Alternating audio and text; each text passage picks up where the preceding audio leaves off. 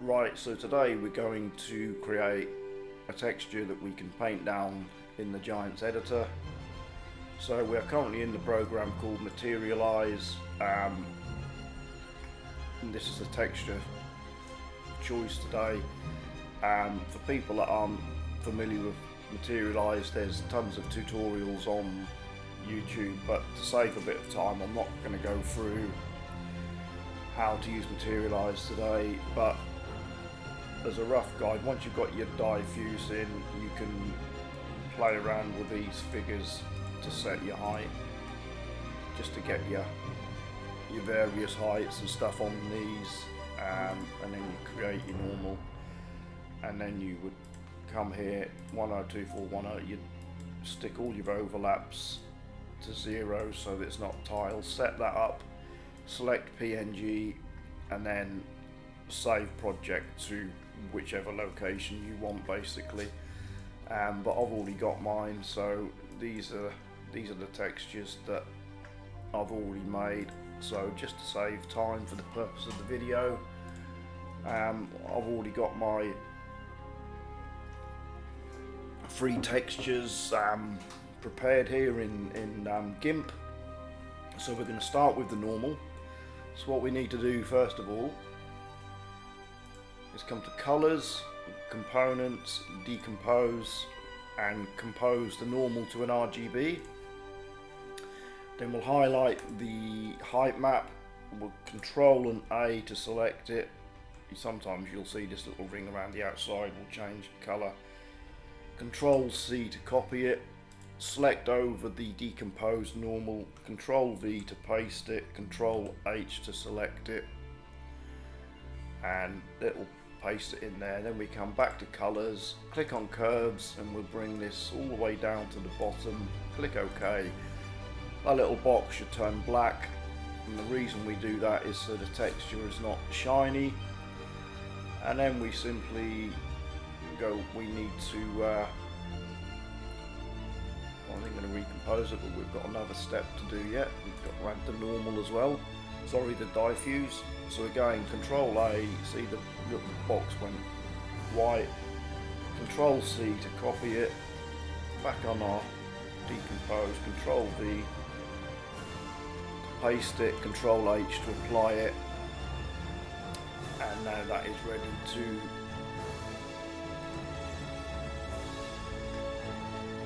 compose back up. So we'll now compose that, and that has to be composed as an RGB, and that should turn out green if it's done properly. There we go, green. So we'll export as to the desktop to my test folder, and we're just simply going to call this test for today's video, underscore normal, so we know what it is.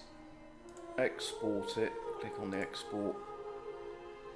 Now we've already got one, or we can overwrite it, that doesn't matter. And make sure this is an 8 BPC RGB. Export it. Right, that's the normal done, so we can clear that.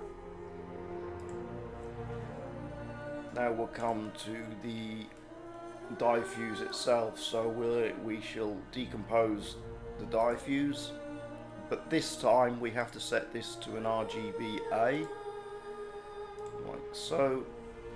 We'll add the normal first, the original normal, that is, not the one we've created. Control A to select, Control C to copy, Control V to paste, Control H to apply it.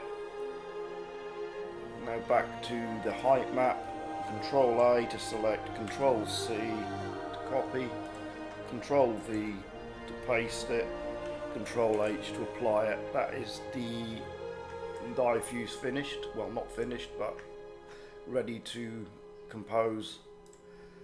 But this time we'll compose this up as an RGBA. Click OK, and that one is now finished as well.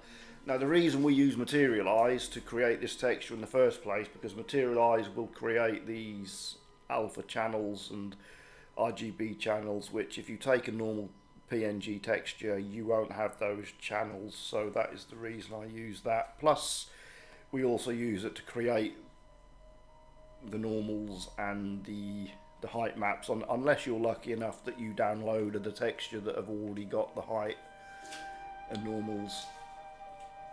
You won't need to do that. So that's ready for exportation. Export desktop, stick that in the test, stick it on there, cancel, just take off the original bit there. Test diffuse PNG, export that, and this time we want to export this as an 8 BPC RGBA. So that's that one done. We can remove that now. We can remove that. We can remove that, and we can remove that. Now the height, all we need to do is just rescale this down to a 512 by 512. Click on scale, and then we can export that as test height. Yep. And this one needs to be an 8-bit grayscale. There we go, and that is that all done. Right, so what we need to do now is to make these giants friendly by creating the maps. So I'm just going to select all 3 of those. I'm going to drag those and drop those onto Giants Texture Tool application, and that will convert those for us. There we go. All textures will say completed in a moment. There we go. Operation complete with no errors. So you're good to go. And we can delete the PNGs. So these are basically the leftover compatible textures that we can now stick into our Giants or map folder, paste those in there, and the next thing we need to do is, let me just take a quick copy of that, stick it on there.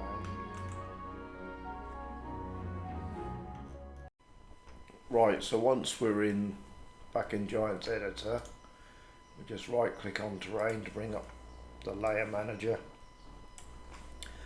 and I've already added the test in here, but I'm going to show you how to re-add it. So you would click on base layer and you'd come to your data folder and you'd first of all you'd load in your weight file. Now the best way to create a weight file is take one of your originals that you haven't yet used, just resave it as whatever name you want. So in this occasion, test weight, etc. You would load that in the first column when you create this and call it test there.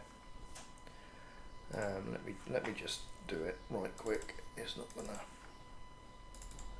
So that will create our new window here, and then we'll we can type in there, and then we load our diffuse, which obviously will be located in your map, etc. Click on whatever diffuse you want to add in there, and you will follow this process for your normal and your height. Now when it comes to your displacement, what you need to do is head over to your Giants location, wherever you've got your Giants map on your PC. Click on maps, go to US map, textures, terrain, and basically your display, you want to match your displacement up with what you're putting down. So you've got like asphalt in here, we've got cracked asphalt, probably even a concrete one in here as well, concrete height. These will affect when you drive over it, whether it's smooth or it's bumpy and all that type of stuff. So match one of these up as closely as you can. So we just say click on the concrete displacement there and put that in the displacement box there.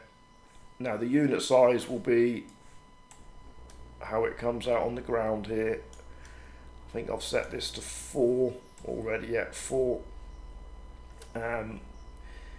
This displacement max, height max, that is to do with how obviously deep you want these grooves to be. So if you increase that number, you effectively increase in the heights of your high points.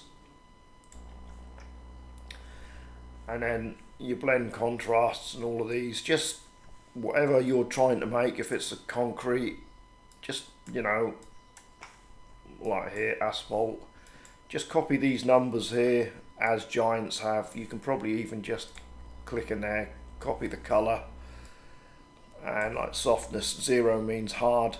If it's a high number, it's soft. And then the same in the material here, you'll call it whatever. So this is going to be an asphalt, so you'll call it asphalt. And if you make dirt, also you choose dirt, and that affects the sound and everything, and it possibly even affects how it performs as well. And then your AV drive cost. So concrete is 4. The softer the material, you make that higher. So that will obviously, if you're driving in mud, obviously it will be more. It'll make the engine work a little bit harder, etc. So once you've completed that, you would then need to come to combined layers here, add a new combined layer, and then you type in there, type this in capitals, test, and then where you stick your layer here, you would then, this is your texture that we've added in, test texture. I don't need a second layer for this. Some textures do, but we don't need a second layer. Stick your noise frequency in there. So you could, in theory, you maybe could make this louder if you wanted. You know, if you increase this. I mean, all textures are set to 2, so I assume it would help if you made it a little bit louder. Once you've done all that, you would click apply. And then you'd obviously come to your menu, and you know, you'd paint down whatever texture that you've put in. I've got my own concrete here. Farm concrete, no, farm concrete, whoa, steady on. Farm concrete, there we go. I'm just repainting over my original. My voice is going now. I've had a bit of a nasty cold all week, a little bit of a chesty cold, which, yeah, I've been struggling to speak a little bit. Just paint that over there. This isn't the one. This isn't the test one. I better just show you. Just show you it does actually work. Whoops! Up you go. Up you go. Come out. It'll be at the bottom of your capitals. There we go, test. So this is the texture that we applied. Now once you first apply this texture, if it doesn't show immediately, all you need to do is save your map, shut it down and then reload it, and your texture will appear here. It's just once you've done anything in the terrain layer manager and saved it, for whatever reason it doesn't show until you reload it. So there we go. Look, that is our slabs. Quite a quick process. Anyway, that is for the purpose of the ground texture videos. That is where we need to leave this video. So I hope that has been helpful to you, and until the next time, I'll see you all again soon.